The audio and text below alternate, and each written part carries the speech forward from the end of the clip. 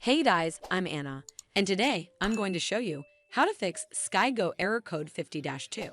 So first of all, you need to open up this webpage on your web browser and check its server status. Sometimes it can happen due to server issues. In case you find a temporary outage, wait for some time and try again later. But if you experience no outage here and still encounter this issue, then you need to make sure you're running the latest version of the app. Open up App Store on your device, and then tap on this search icon in the bottom right corner.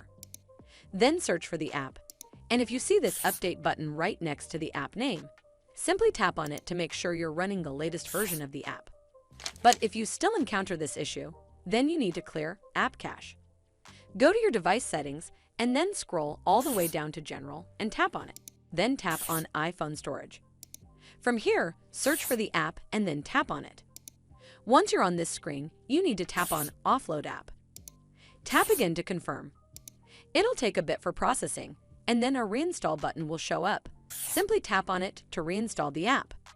This should fix the issue, but if it doesn't, then you need to completely reinstall the app. Follow the on-screen instructions to navigate all the way to the app page. Once you're on this screen, tap on Delete App to uninstall the app from your device. Once uninstalled, you need to open up App Store and then search for the app here. And then click on this Get button to install it back on your device. Hopefully this will fix the issue, and if it did, then make sure you give this video a super thanks by clicking on this heart icon to help support the channel, and don't forget to hit that subscribe button. We'll see you in the next one.